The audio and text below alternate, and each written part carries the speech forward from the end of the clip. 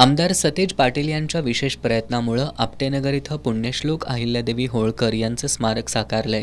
या स्मारकाचा लोकार्पण सोहळा उद्या रविवारी सायंकाळी 5 वाजता संपन्न होणार आहे।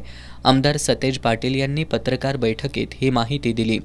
कोल्हापूर महानगरपालिकेनं स्मारकासाठी जागा उपलब्ध करून दिली आहे। स्मारकाच्या पहिल्या टप्प्यातील कामांसाठी 50 लाख रुपयांचा निधी खर्च झालाय। दुसऱ्या टप्प्यातील कामाला लवकरच सुरुवात होणार असल्याचं आमदार पाटील यांनी सांगितलं। दुसऱ्या टप्प्यात ऐतिहासिक पुस्तकांचं ग्रंथालय, अहिल्यादेवींच्या कार्याची माहिती देणारी आर्ट गॅलरी अशी कामं होणार आहेत। रविवारी श्रीमंत छत्रपती शाहू महाराज यांच्या अध्यक्षतेखाली स्मारकाचा लोकार्पण सोहळा संपन्न होणार आहे।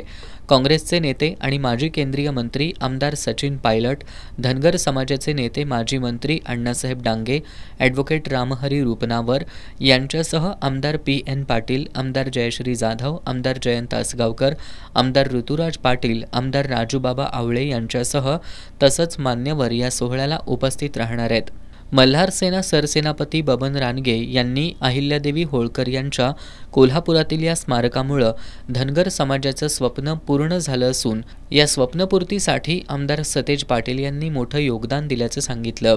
अहिल्यादेवींचा पुतळा लोकवर्गणीतून उभा करण्याचं नियोजन होतं, परंतु आमदार सतेज पाटील यांनी कुठं दारोदार फिरत बसता असं म्हणत स्वखर्चातून पुतळा उभारला असल्याचं सांगत बबन रानगे यांनी आमदार सतेज पाटील यांच्याबद्दल कृतज्ञता व्यक्त केली।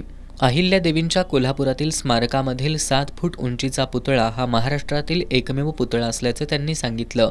या स्मारकात अहिल्यादेवींच्या कार्याची माहिती 10 शिल्पकृती आहेत। या शिल्पकृती गोकाक इथल्या दगडाचा वापर करत होळकर घराण्याच्या वास्तुशास्त्राचा अभ्यास करून साकारल्यात।